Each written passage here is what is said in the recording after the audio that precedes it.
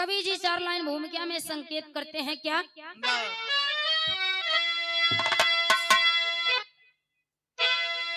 तो कर्म में क्या लिखा इसको जाने न कोई,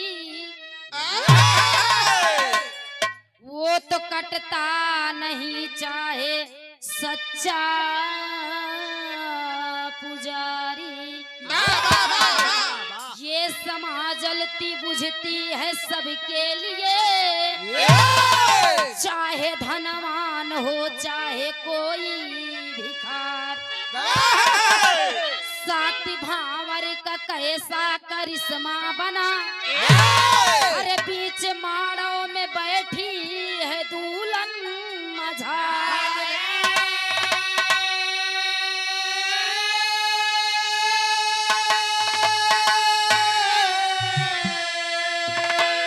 एक भाई बहन का हुआ प्रेम है, बीच माड़ों में बैठी है सिंदूर पुरानी।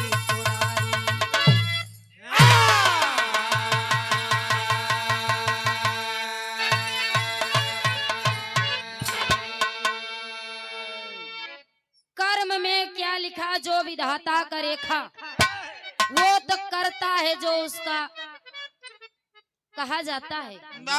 ई दुनिया में उनके लेखनी विधाता के लेखनी जवन बा उ केहू के टारे से नाही टरत। जेकरे भाग किस्मत में जवन लिखा बा उ मिलबई करी, चाहे कितनों के जेकरे किस्मत में जवन बा उतना आए, जवन नाई ने ओकरे लिए अगर चाहे तू दिन रात आगाज कई दिया तब न पौबा। फिर हमें एक लाइन कव्वाली के टुकड़ा है कैसन?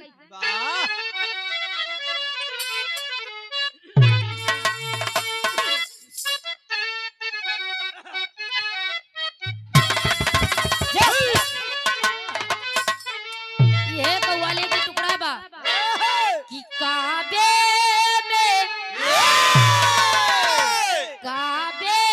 में तेरा जलवा, काशी में नजारा है। काबे में जलवा, काशी में नजारा है।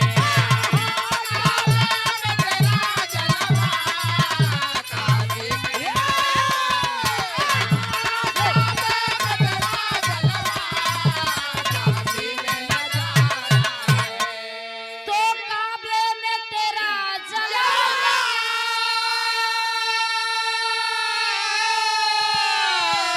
काशी में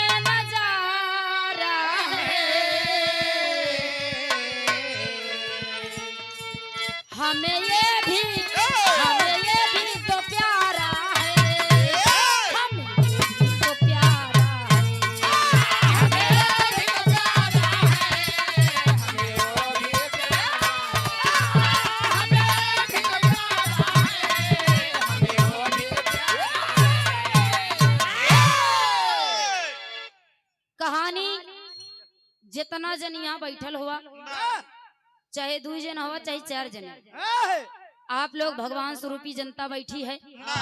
हमके आशा ना पूर्ण विश्वास बा कहानी आप लोग के जरूर समझ में आई, लेकिन जब आप लोग ध्यान से सुनबा, अगर हम मेहनत से गावत है, आप लोग के फर्ज बना था ध्यान से सुने के बना था ना भैया।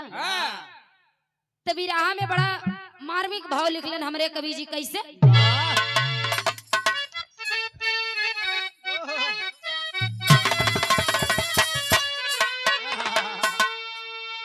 तो क्या नींद में थे ब्रह्मा, लिखे ऐसी कहानी है। क्या नींद में थे ब्रह्मा, लिखे ऐसी कहानी है।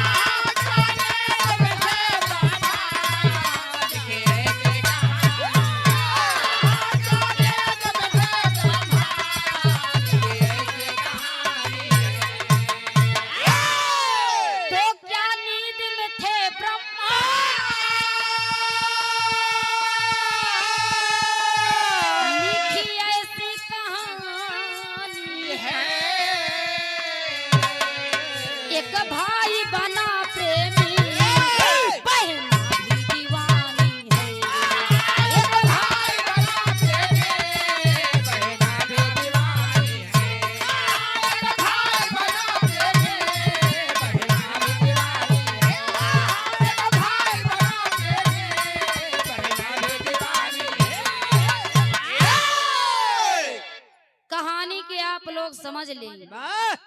एक गांव में एक राजा रहे, जोने गांव राजा के नाम रहा रतन सेन। उनके एक ठे बिटिया रहा, एक ठे बेटवा रही। बेटवा तनी से सयाना रहा, बेटवा रहा लगभग 5 साल की, बिटिया रही 2-3 साल। जोने बिटिया के नाम बिमला बा। दोनों प्राणी के 2 लड़कियां, राजा रानी के 2 लड़कियां, दोनों लड़कियां बड़ा खूबसूरत रही। विधाता का लेखनी जो है वो हम और आपके बस की बात नहीं कि हम उसको मिटा सकें। बिरहा में कहानी के यहीं से शुरुआती है। कैसन?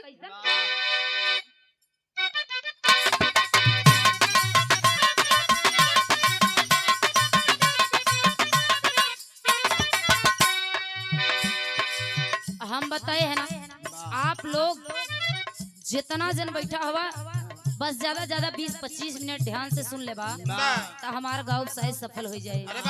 धीरे धीरे समय बीतत बा, लइका सयान होत बा। राजा के लइका सयान होत बा, जात बा जंगल में शिकार खेले। जब शिकार खेले उ गइल जंगल में, एक ठे बुढ़िया रही। बुढ़िया कैसन रही मास्टर? एक थी बुढ़िया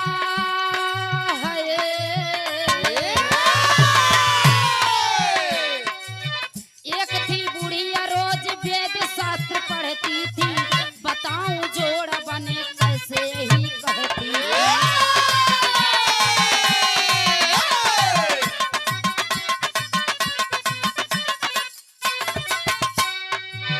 एक दिन लड़का है, एक दिन लड़का घोड़े पे सुनो टहलता है, जाके बुढ़िया के पास यही कहता है।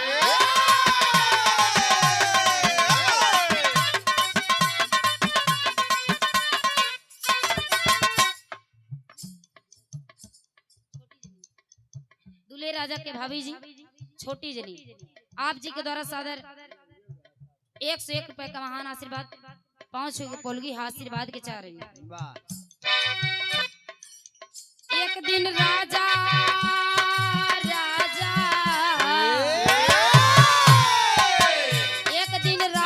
घोड़े पे सुन टहलता है, जाके बुढ़िया के पास सुन के यही कहता है।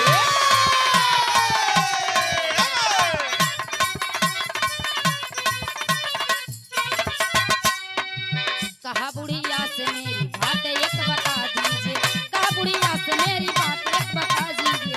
पेड़ को पढ़कर नसीब में दया कीजिए, पेड़ को पढ़कर नसीब में दया कीजिए।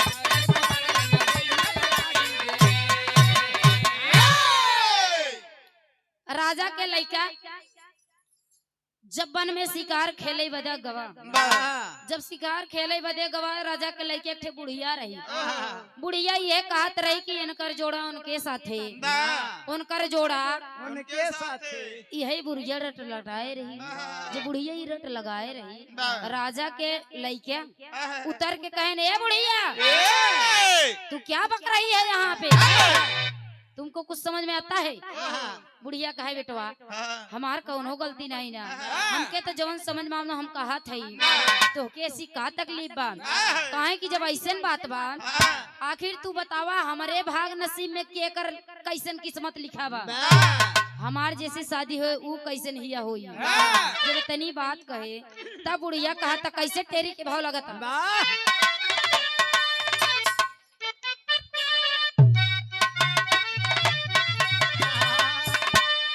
अरे बहनिया संगे घूमे भवरी, अरे मोरे राम रे,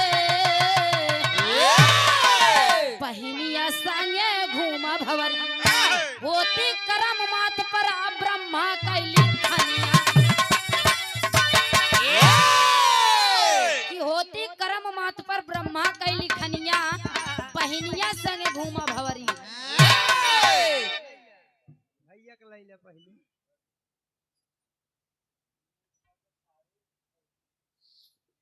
गार्जियन जी सम्मानित आप नेकपाल के साढ़ू जी फौजी राजेंद्र यादव जी, गार्जियन जी के द्वारा सादर 101 रुपए का महान आशीर्वाद की चाहवा।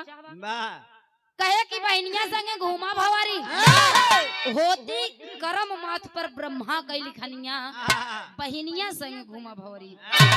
जब इतनी बात बुढ़िया बताएस कहेस कि तोहार शादी सीटी न दे बाबू ये मन कर कहे कि तोहार शादी तोहरे बहन के संगे होई। जब इतनी बात बुढ़िया बताई दे राजा के लइके जर के अंगार हो गए कहीं रे बुढ़िया तोरे कुछ समझ में आवत बा हमार शादी हमारे बहन के संगे अरे वो हमारे पिता के खून के लड़की है हमार सगे बहन है ओकरे संगे शादी कैसे हो सकत है। जब इतनी बात कहे तब लड़का कहता का विदेशिया के भाव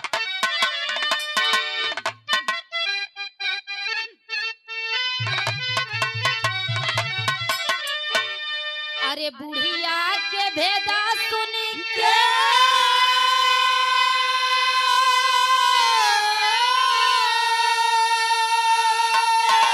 ऊ राजा के ललनवा हो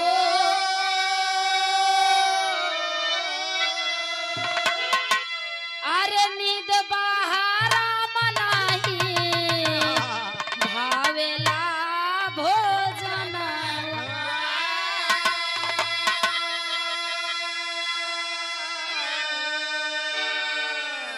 इतनी बात सोच के लड़का अपने घरे आवता बुढ़िया के डांट के अपने घरे जब आवता एकदम उदास बना के खाना निक लागता न पानी निक लागता लेटा बे बिस्तर पे ओके मातारी जाए के कहता मनवा में आस बरसे अरे झूर झूर नया नवा हो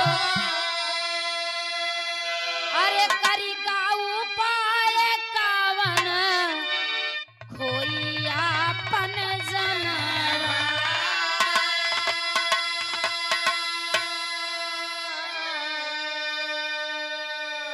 हे हो विधाता बई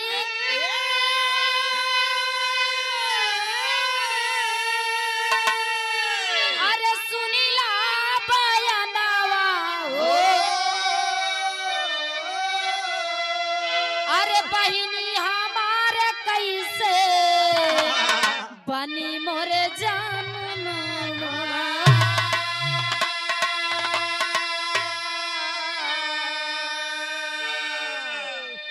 लइका सोचता कि यह हमार बहन एक माई के हम दुई भाई बहन है एक हम है एक हमार बहन हिया आखिर ई बहन के जोने बहन के हम पूरी उम्र बीत जात बा उहे निगाह से देखत है कि हमार बहन हिया बड़ी बिटिया माई के समान होली कहे कि ये हमार बहन हिया आखिर ई बहन से हमार शादी कैसे हुई लइका यह बात सोचता जब सोचता तो ओकरे माई गई देखनी रानी जाए के कहा था कहीं कि बेटवा आखिर का बात बा काहे इतना उदास हुआ जब इतनी बात पूछा थी बिरहा में एक लाइन तरज लगा था कैसे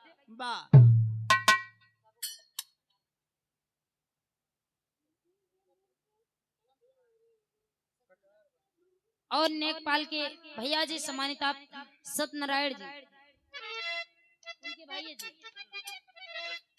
नेकपाल जी के बड़े भैया जी सत्यनारायण जी आप जी के द्वारा सादर 101 रुपए का महान आशीर्वाद की चाहवा यह तरज है कि बेधे बान बैरी अरे बेधे बान बैरी बयार बनी जाला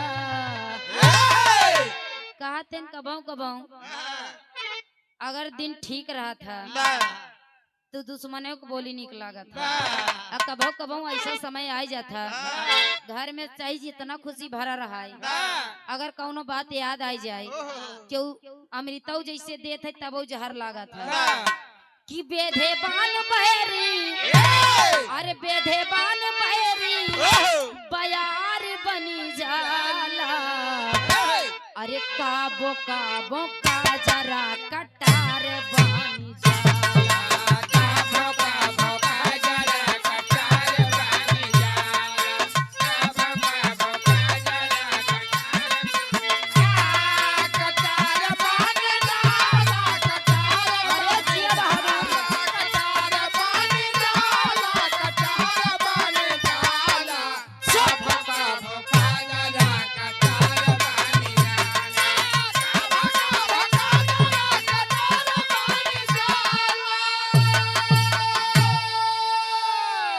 लेकिन रानी जी अपने लड़का के अपने गोद में लेके माई बाबू के लिए लड़का चाहे नालायक रहे चाहे लायक रहे ओकरे लिए माई बाबू के लिए वो लड़का के बड़ा ही प्यार रहे। माई बाबू के दिल में हमेशा वो जगह रहे कि ये हमारा लड़का है। लड़का सर चाहे गोली चलावे चाहे बम चलावे उसी नहीं मतलब है। रानी अपने लड़के से अपने लड़के के गोद में लेके पूछा था इनका कि राजा रानी पूछे अरे राजा रानी पूछे लड़के अरे गोदी में बिठाई अरे काहे बा मलिन मनवा देते ना बताई काहे बा मलिन मनवा देते ना बताई काहे बा मलिन मनवा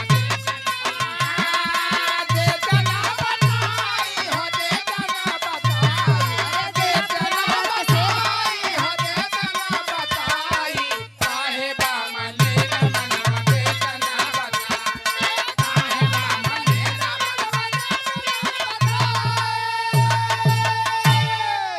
जब इतनी बात राजा रानी अपने लड़का से पूछत हैं तब लड़का वीरभान सिंह रत्न सेन के लड़का अपने माई बाबू से बतावता का कहे मास्टर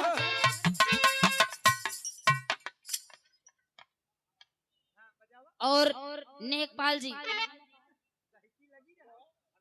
अच्छा घर मालिक गार्जियन जी के द्वारा सादर 101 रुपया के महान आशीर्वाद इस भाव को समझते हुए आशीर्वाद की चाह कहे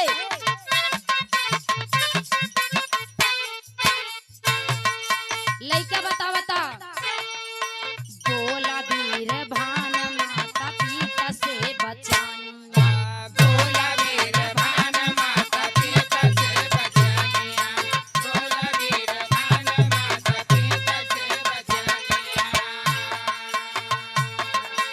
बोला वीर भान माता पिता से बचानिया बोला वीर भान माता पिता से बचानिया बोला वीर भान माता पिता से बचानिया घरवा में कैसे रही है भाई और बहनिया घरवा में कैसे रही है भाई और बहनिया घरवा में कैसे रही है भाई और बहनिया पूछना ही हाल हमके पूछना ही हाल हमके देतना मुहाई काहे बा मलिन मनवा देतना बताई काहे बा मलिन मनवा देतना बताई काहे बा मलिन मनवा देतना देतना बताई हो देतना बताई देतना बताई हो देतना बताई काहे बा मलिन मनवा देतना बताई काहे बा मलिन मनवा देतना बताई कहे कि ये बाबूजी हमरे दिल के बात ना पूछा पूछे से अच्छा है कि हमके जियते जी मार दा हमरे आत्मा के संतुष्टि मिल जाए लेकिन हमार हाल ना पूछा माई बाबू कहलन कि काहे बेटवा का ऐसन बात बा पूरी राज खोलता है वीरभान सिंह पूरी राज बतौलस राजा के लड़का कहे माई बाबू ऐसे ऐसे बात बा एक बुढ़िया वो जंगल में रही कहे कि तोहार शादी तोहरे बहन के संगे हुए ई बात से हमके बड़ा टेंशन हा इतनी बात जब कहले तो माई बाबू के लिए ये बाबू आप लोग समझदार हैं बुद्धिजीवी हैं बुद्धिमान हैं कहे कि बेटवा हमार रहे तो पतो आए हमरे कुल का वंश बाढ़ी अगर बिटिया ना रही तो कोनो दिक्कत न रहे नहीं है लेकिन अगर लड़की न रही तो हमरे लड़का के बेइज्जती बदनामी भाई अगर कोनो अगर बहन से भाई शादी कैली तो कैसन बेइज्जती है यही से जब इतनी बात माई बाबू से वीरभान बतौलस तब माई बाबू से कही के जुगाड़ करा था अपने बहन के लिए का करा था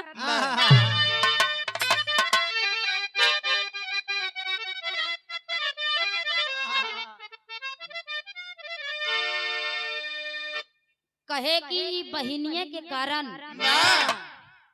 लड़का कहा था कि बहिनिया के कारण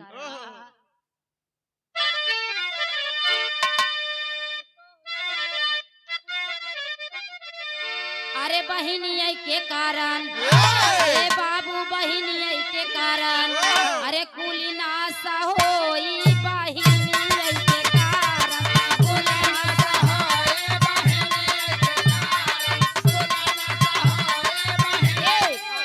अरे गजब की हूँ बहिनी ए बाबू गजब की हूँ बहिनी अरे अपन चीनी ना भतार होगा जब की हूँ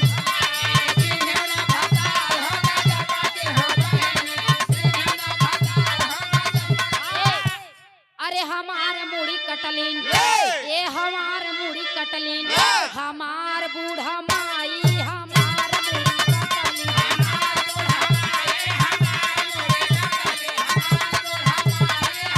अरे घुसुरी गवा बरधा ए बाबू घुसुरी गवा बरधा ऊ है सड़ी आई माझा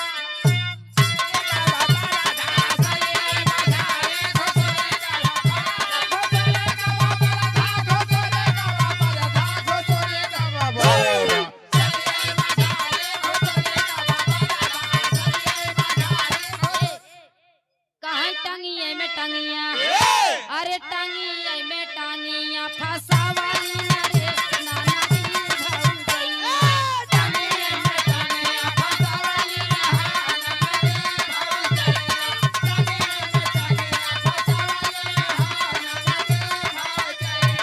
अरे टंगिया में टंगिया फसावाली रे नाना दी भौजैया तऊ है माल सफेद गिरा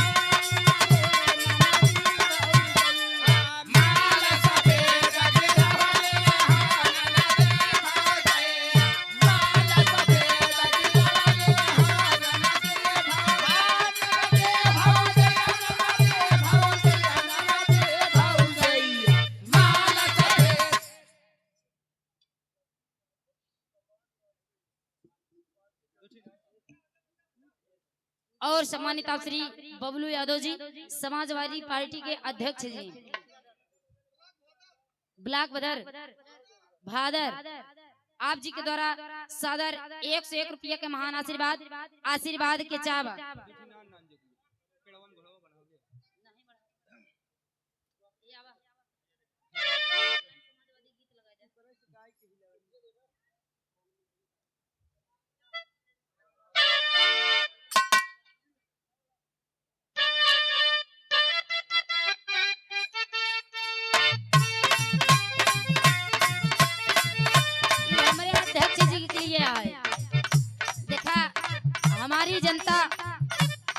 हमारी जनता की आवाज बोल रही है क्या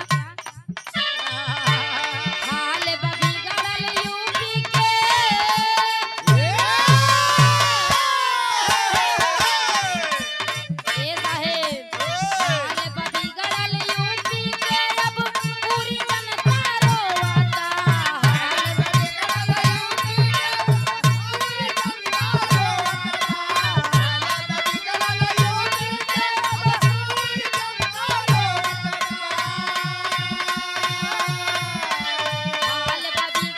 यूपी के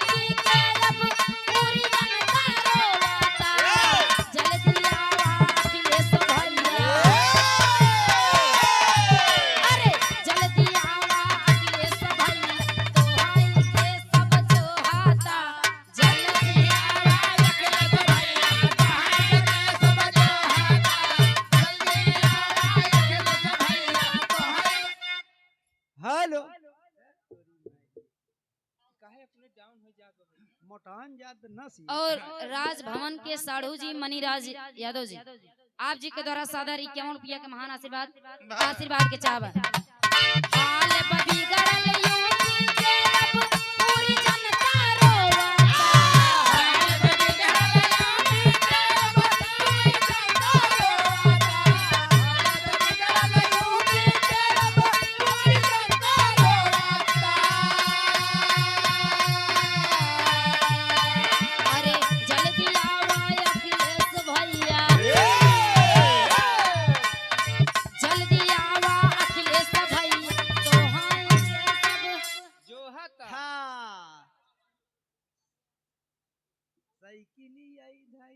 और सम्मानित आप अभय राज अंतु जी गार्जियन जी के द्वारा 101 रुपया का आशीर्वाद के चाहवा कहे अरे जल्दी आवा अखिलेश भैया सोहाई के सब जोहता जल्दी आवा अखिलेश भैया सोहाई के सब जोहता जल्दी आवा अखिलेश भैया सोहाई के सब जोहता।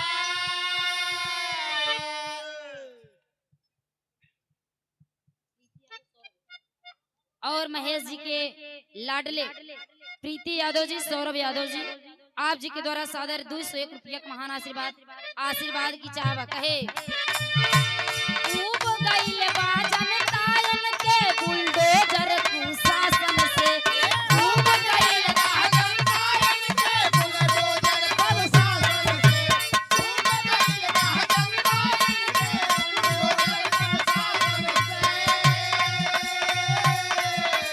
रोज लुटेले गुंडाया डर नहीं प्रशासन से रोज लुटेले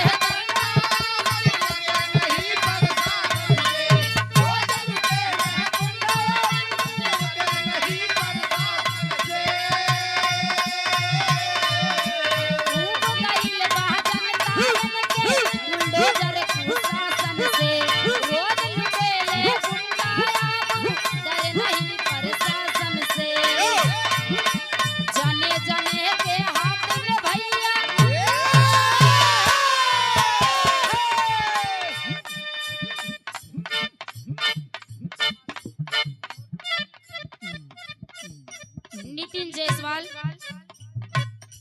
कोढ़ौर प्रतापगढ़ की पावन धरती से भैया जी के जयमाल वाले भैया के सब सामान लगा आप लोग देखत हैं बहुत सुंदर आशीर्वाद की इच्छा है 51 रुपया का महान आशीर्वाद जाने जाने के हाथ में भैया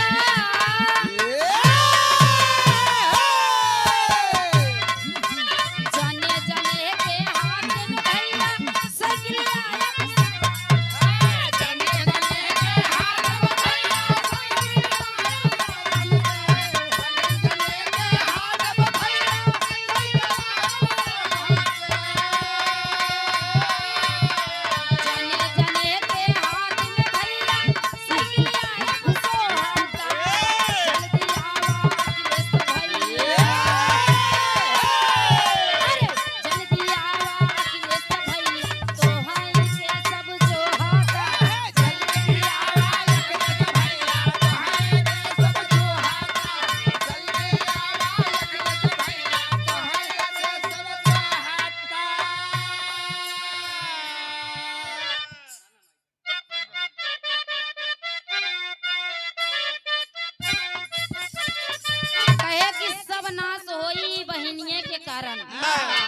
माई बाबू से कह के बहन बिमला 2 साल के रही है बाबू 2 साल के लड़की के माई बाबू से कह के ओकरे शरीर में चाकू भोकवाई के ओके एक ठू बक्सा में डाल के गंगा जी में पवारे देते जेका कहा थे बहाई देते जब बहाई देहन ले जाए के जब लाश बहात जाती बयान धीरे धीरे समय बीतत बा बहाई के चलायन घरे राज करतन कहन कि लिया अब तू ना रहबू तो हमार शादी कैसी होबई करे कहन कि जा तोहार जिंदगी यहीं से खत्म बा बहन के चाकू भोग देन बाबूजी करेजे पाजर के लगे बहन के ऐसे खून से बेतहस भई बा ऐसे खून से लिपटी हुई बहन को बक्से के अंदर डाल देते हैं डाल के गंगा में प्रवाहित कर देते हैं बहते बहते गंगा में वो लाश जब डिब्बे सहित जाती है तो होता क्या है बिरहा में एक लाइन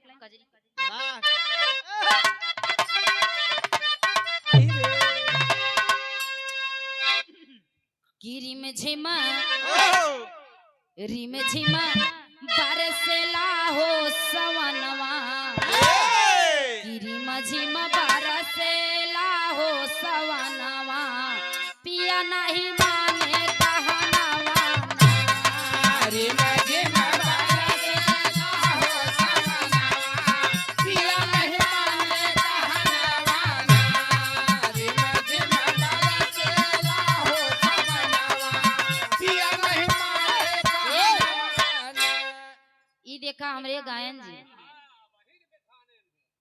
वो दिखावो करें आप लोग देखते ही हो सबके आंखी भगवान उठ दे हैं यहाँ देखा बड़े सुंदर बिरहा के गायक हैं पहली रात था पहली मुलाकात है इनसे लेकिन एक कराम छूटे के ना चाहिए हमारे बड़े भैया सम्मानित आप बिरहा जगत के बहुत सुंदर गायक कलाकार शिवराम यादव जी आप जी के धर्म पत्नी जी कहाँ बाटी ने हम मिलवाए दे भाभी से घाटा ना लागे भाभी जी के द्वारा ढेर सारा माया पुरस्कार चढ़ो में कोट कोट प्रणाम आशीर्वाद की चाह रही गिरी माझी माँ बरसेला हो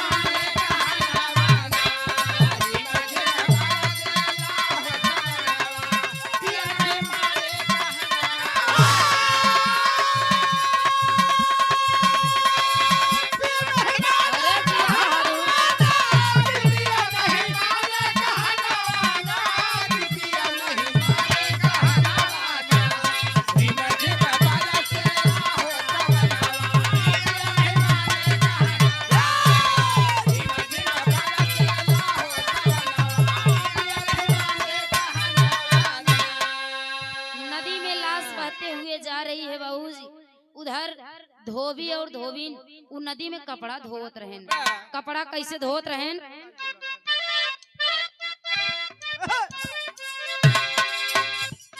नदिया में बहती जात बहिनिया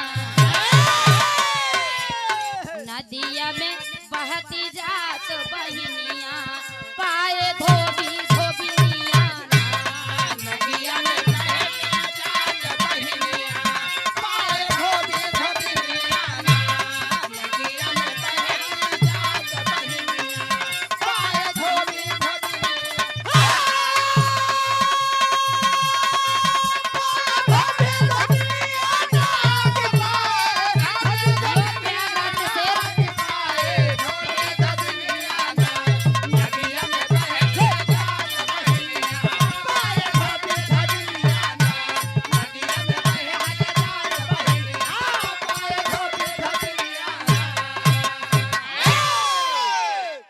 गार्जियन सम्मानित श्री आप लेखपाल जी घर मालिक आप जी के द्वारा सादर 2 से 1 रुपए का महान आशीर्वाद की चाव धोबी धोबी नु लड़की के पकड़ के पेटी देखत है कहाँ की है धोबी कहाँ ये दुल्हन आज लागत बा माल सैगर आवत बा कहाँ आज हमार तोहार काम बन जाए जब तनी बात कहीं धोबी कहीं नहीं स्वामी पहले ओका पकड़ के लेते आवा देखी कैसन हाउ जब तनी बात कहीं कहा थे कहा पाले पोसे हुई सयान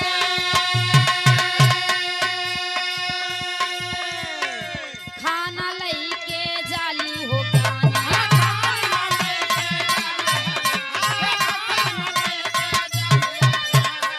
धीरे धीरे चढ़ली जवानिया धीरे धीरे चढ़ली जवानिया पाए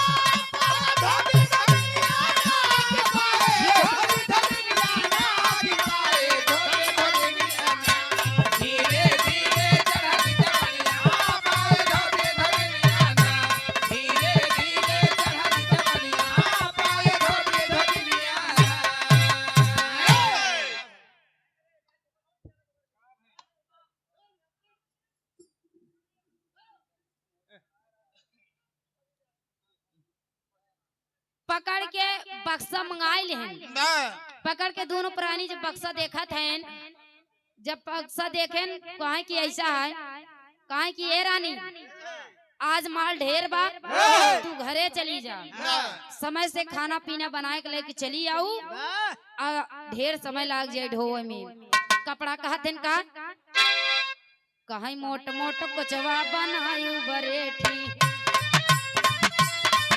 समझावत है अपने दुल्हन के, कहीं बनाए के जल्दी से लेके चली जाऊ। कहत है मोट मोट कोचवा बनायु बरेठी, मोट मोट कोचवा बनायु बरेठी, चले होई ककरा के धार। आए हाय चले होए ककरा के धार, आय हाय चले होए ककरा के धार। मोट मोट कोचवा बनायो बरे, मोट मोट कोचवा बनायो बरे, चले होए ककरा के धार, आय हाय चले होए ककरा के धार, आय हाय चले होए। तीनई चीज जिनी भूलू बरेठी। ए तीनई चीज जिनी भूलू बरेठी, तीनई चीज जिनी भूलू बरेठी, तीनई चीज जिनी भूलू बरेठी, हुकवा तमाकू आग। हाय हाय हुकवा तमाकू आग, हाय हाय हुकवा तमाकू आग। तीन के दिन भोला भाग, तीन के दिन भोला भगे, हुकवा तमाकू आग, हाय हाय हुकवा तमाकू आग, हाय हाय हुकवा तमाकू आग। समझाए के धोबी जी अपने दुल्हन के भेज देन घरे। काहे की जा खाना पीना बनाए के समय से चली आऊ। इधर जब गए धोबी ने अपने घरे गई, कहे की देखा जाती है बढ़िया मोट मोट कोचा बनाए ले, लेकिन जाती है एक बार सुन लिया हमार सुरती तमाकू अजय का कहते हुक्का ओका जिन भूलू और साथे बढ़िया से खाना बनाए के लेके जल्दी से वापस चली आओ। दुल्हन के पटाई देन घरे। घर धोबी जी बाबू जी जब उस पेटी को पकड़ कर निकालता है, देखता है उसमें खून से लथपथ हुई शरीर, बिमला की शरीर खून से एकदम लथपथ है। देख के लाश को पकड़कर उस डिब्बे को पकड़कर निकाल लेता है और उसमें से जब लाश बाहर करता है साथियों, कलेजा दहल जाता है धोबी का और धोबी इसको निकाल करके तुरंत हॉस्पिटल में ले जाके उसका इलाज करवाता है। इलाज करवाए के 2 साल की बिमला रही, धीरे धीरे इलाज करवाए, धीरे धीरे बिमला जब स्वस्थ हुई, जब बिमला स्वस्थ हुई तो उसी नदी के किनारे ओकर माई बाबू धोबी धोबिन बिमला के पता ना रहल कि हमके का भइल रहे का नहीं भइल रहे। बाबू माई ओके धोबी धोबिन के अपन माई बाबू जाना था। धीरे धीरे समय बीतत गया, बिमला 18 प्लस हो जाती है साथियों। जब 18 प्लस हो जाती है इसका मतलब जब सियानी हो जाती है, तब धोबी धोबिन वही घाट के किनारे नदी के किनारे कपड़ा धोवत रहा था। कपड़ा धोवत रहे नदी के किनारे। रोज बिमला अपने माई बाबू के लिए खाना लेके जाए, घरे से खाना बनाई ले। एकदम खूबसूरत लड़की बिमला अपने घरे से खाना बनाए लेके अपने माई बाबू के लिए जाए। जब जाए तब एक दिन वही राजा कुंवर सेन खेलने आता है, फिर उसी जंगल में शिकार खेलते खेलते उसी ऐसे घूमते घूमते घूमते घूमते नदी के पास जाता है। उसी रास्ते से गुजर रही है बिमला अपने पिता के लिए, अपने माँ के लिए खाना लेके। होता क्या है मास्टर बिरहा में तरह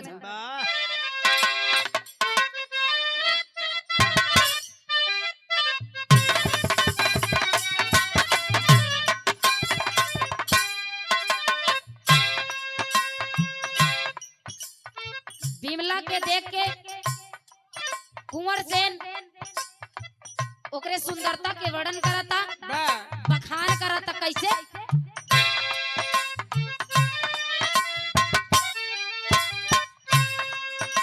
बड़ी मौसमी गीत बा, ध्यान न हटे साथियों।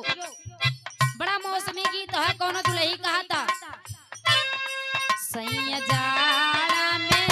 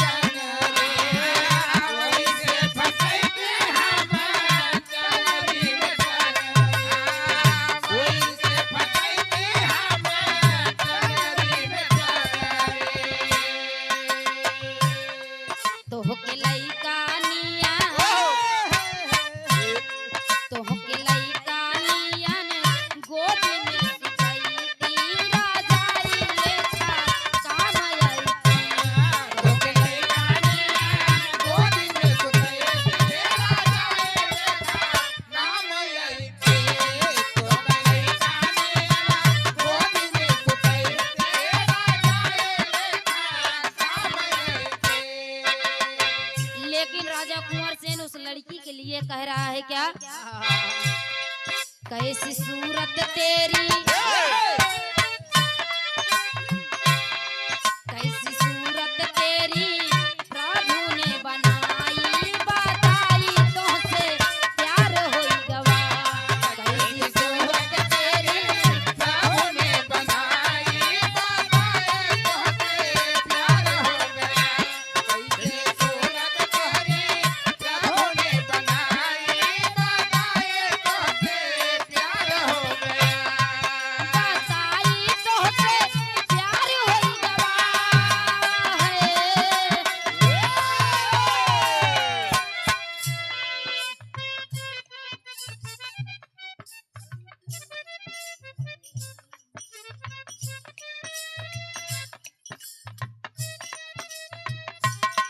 सम्मानित आप श्री रोहित यादव जी, प्रशिक्षण अधिकारी जी,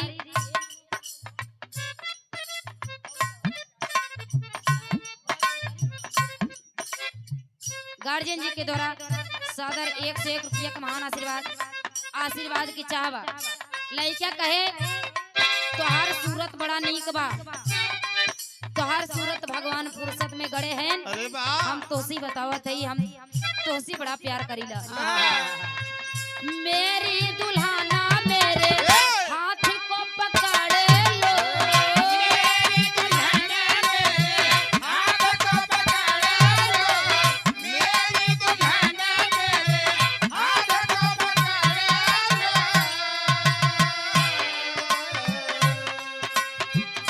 मेरी दुल्हन मेरे हाथ को पकड़ लो, बाह में अपने गोरी हमको जकड़ लो।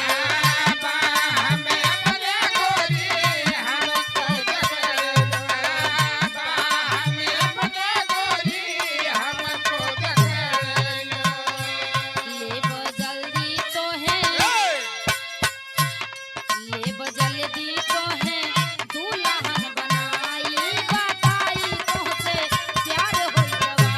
ये जल में है दुल्हन बनाए, बताए तुझसे प्यार हो गया।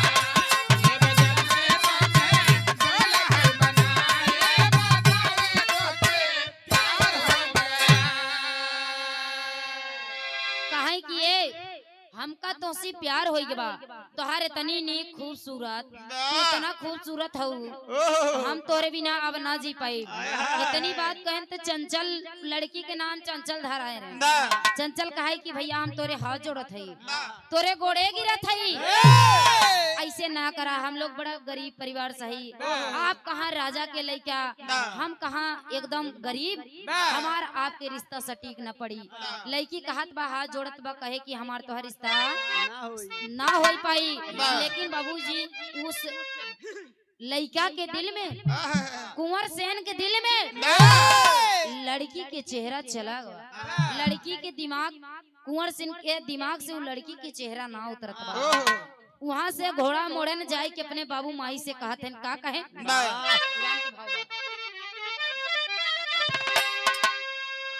घरे जाए के अपने माई बाबू से कहत हैं, राजा रानी से कहत हैं कि वीर भान सिंह माता पिता से कहन लगे समझाई, मिली प्रेमिका हमारे मन के, अरे देवा शादी कराई हो। अरे धोबिनिया संगे घूमा भवरी, हमारे नजर में बस गया वो चंचल धोबिनिया बाहिनिया संगे। कहे कि पिताजी हमारे नजर में वो चंचल नाम के लड़की, वो धोबी के बिटिया हमारे निगाह से उतरत नहीं ना, हमारे ओकर शादी करवाए दा, यही से बड़ा ठीक रही। हमारे दिल दिमाग से उतरत नहीं ना। इतना बात जब इतनी बात जाई के कहन, राजा रानी कहन के बेटवा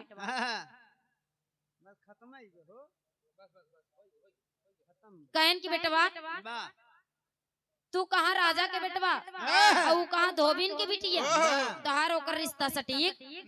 जब इतना बात कहन तब राजा कहन, राजा का लड़किया कहत हैं कि देखा पापा शादी करब तम वही से करब, नहीं तम केहू से ना करब। जब इतनी बात कहें तब राजा रानी भैया मजबूरन लड़का के बात मानते हुए अपने लड़का के शादी खातिर उस धोबिन के घरे जाते। कैसे जाते?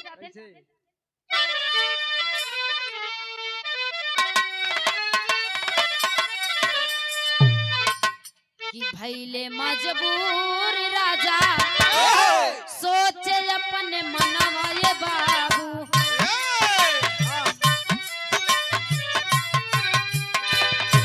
धोबी दुअरवा राजा गइले सुना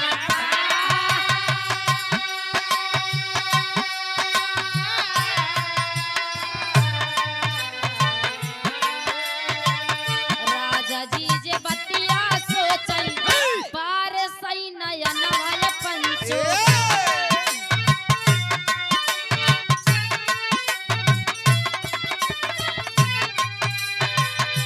धोबी धोबिनिया गोड़वा गिरे बहरा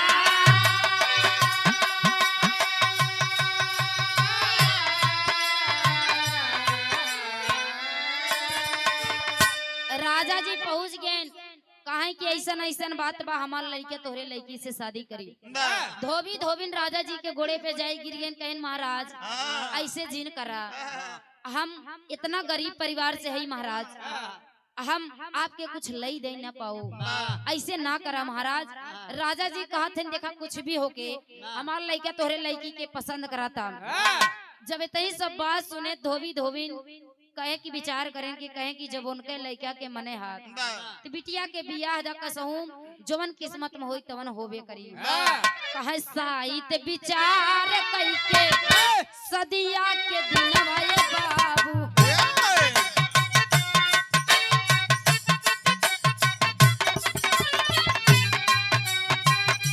धोबी दुआरे बाराता लइके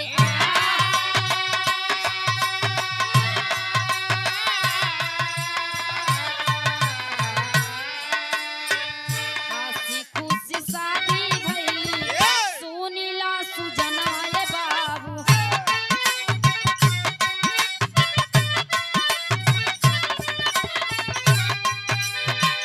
आगवा के बातिया सुना हो मनला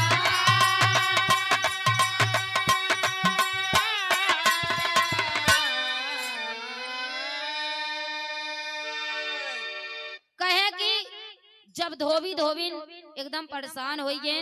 राजा रानी कहें कि देखा हमारा अगर लड़का के शादी हुई तो तोहरे घरे हुई। बाबूजी धीरे धीरे समय बीतत बा। धोबी धोबिन मान गए अपने बिटिया के शादी। और राजा के लड़का जब राजा के लड़का के संगे मान गए धीरे धीरे समय बीतत बा।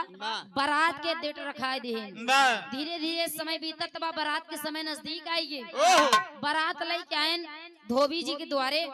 जब धोबी के द्वारे बारात लेके आए बारात आई गई। जब बारात आई गई देखत हैं सब चीज सजावा माहौल बनावा। कहे कि बारात आई गई माहौल बनावा। राजा रानी कहे ऐसा है ज्यादा कुछ व्यवस्था ना करा, खियाई पियाई के सुबह होत बा तनी से बार विदाई कर दा हम लोग चलिए अपने घरे। रात भाई ले पंचो शादी बीतल बियाह हो गई राती में। सवेरे बियाहे में विदाई होत बा लड़की के विदाई होत बा तो मातारी अपने बिटिया के समझावता। कैसे समझावता?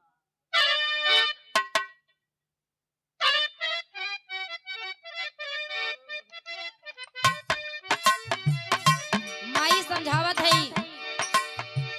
माई का है कि बेटी नियरे बियाह भई हो। माई का है कि बेटी नियरे बियाह भई हो। बपाई का है कि बड़ी दूर हो। माई का है कि बेटी नियरे बियाह भई हो। बपाई का है कि बड़ी दूर हो। माई का है कि बेटी नियरे बियाह भई हो। बपाई का है कि बड़ी दूर हो।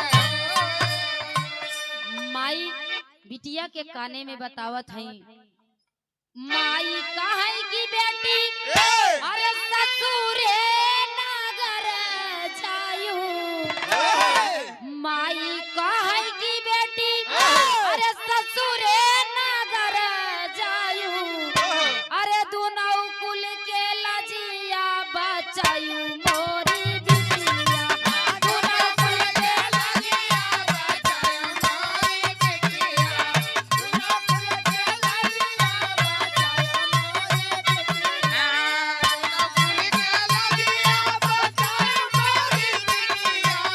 दुनौ कुल के लजिया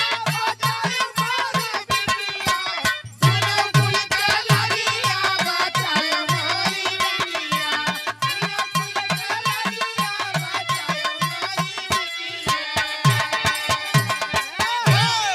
ई तो जवन माई अपने बिटिया के पैदा करे रहथिन वो कहथिन लेकिन जवन मातारी सौतेली रहथिन वो कहथिन का कि माई काहे की बेटी अरे ससुरे नगर जायू अरे गगारी से बाजारी चोरायू मोरी रनिया गगारी से बाजारी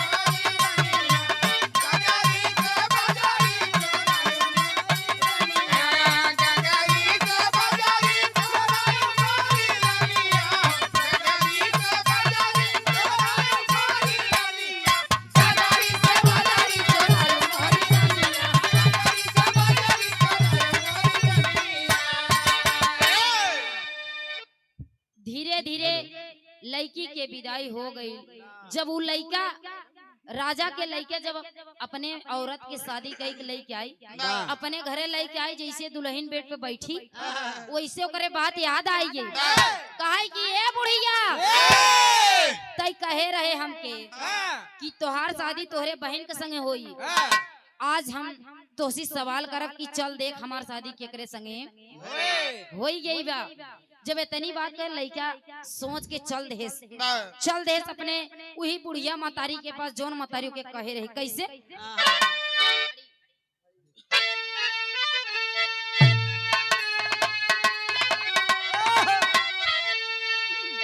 जाय के वीर भान पहुंचा वही जंगल में जोने जंगल में बुढ़िया अब ये कहती बाकी उनकर जोड़ा उनके साथे उनकर जोड़ा जाय के पहुंचे तुरंत ही से तलवार उलवार ताने टंगरी पकड़ के कहे ए बुढ़िया सुन हमार बात कहे वीर भान बुढ़िया के अल्लाह ये जबरी वीर भान बुढ़िया के अल्लाह ये जबरी शादी करके लाए बैठी बा महलिया भीतर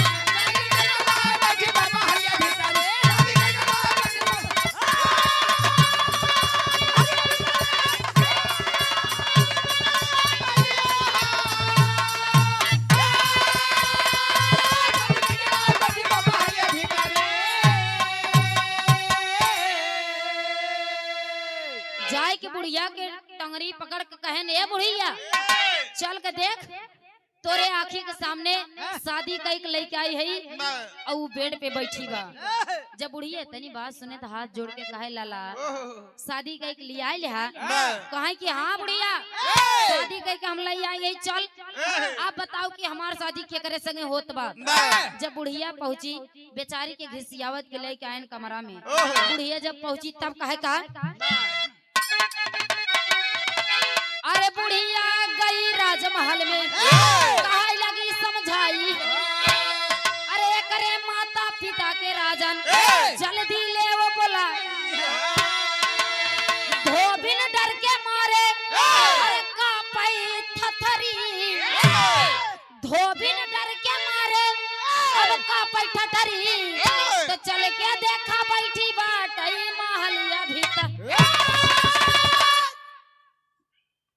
कहे कि जब बुढ़िया आए कहे कि ये राजा सब कुछ तो ठीक बलाला तनी ई लड़की के माई बाबू के बलाई लावा। जब तनी बात कहे माई बाबू के नाम ले लड़का कहत बा कि ये बुढ़िया तो क्या करे माई बाबू से का ले दे के पड़ा कहे तब तक पता लगे ई लड़की आखिर के कार केकर लड़की बा। बाबूजी जाय के धोबिन के राजा कुंवर सेन पकड़ के लावत हैं अपने सास ससुर के लेके आयन बुढ़िया पूछत बा कि सही सही बतायू हाँ। कि लड़का तोहार हा तोरे कोख के हा हाँ। कहे एकदम सही सही बताऊ सौगंध है तुम्हारे सौगंध धरा दी बुढ़िया कहे कि तुम्हारे उस पति परमेश्वर की तुम्हारे ईश्वर की तुम्हारे लड़का के सौगंध बा सच्चाई बोल दी आज हमारी सत्य और असत्य के फैसला बा धोवनिया डर तुम्हारी थर थर थर थर कापत बा कहे कि ए मावा हम सच्चाई बतावत है झूठ ना बोला कहे कि ये लड़की एक बक्सा में बहते हुए जा रही थी नदी में जा रही थी हमारे स्वामी ने इनको पकड़ कर लेके आया है और इस लड़की का शरीर खून से एकदम लथपथ था और इसके शरीर में चाकू का अब भी निशान पड़ा है जब इतनी बात कहलस बुढ़िया कहलस कि ये बेटवा अब तो के विश्वास हो गई कहे अब तो के विश्वास हो गई कि ई के हा जब इतनी बात कहले राजा कुंवर सेन की याद आ गई कि हम ही वो लड़के हैं यही मेरे माता पिता हैं जो हमारी बहन के कोखे में तलवार मारकर गंगा में प्रवाहित किए थे पेटी में भरकर जब इतनी बात सुनलन राजा कुंवर सेन अपने मोड़े पे हाथ रखत हुए कहे कि बारे विधाता की लेखनी कहा जाता है कि बाबूजी तारे से ना टरे लेखनी प्रभु की तारे से नहीं टरती है बिरहा के हमारे यहीं से समाप्ति बात बुढ़िया एहसास करा के अपने घरे चल देलस हंस के हंसत की गईल अब कजरी गावत की जात बा कहे कि भल भैया राम भल भैया तू हमके पकड़ के यहाँ लैला हा तो के पता चल गईल कि किस्मत की लेखनी विधाता की लेखनी कभी तारे से नहीं टकरी अगर हम लोग आप लोग कितनों कोशिश कैली लेकिन तारे से न टरी बिरहा के आखिरी भाव कैसे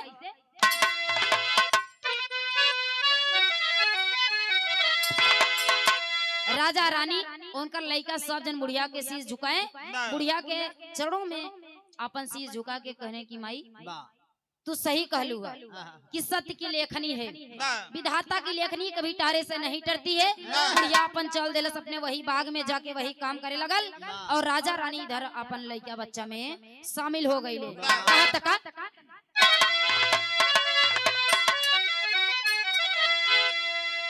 पंचम महाबली सिंह यानी बुध राम की माया रसिया राम कुमार कवि ने आज भी रहा जब बनाया हो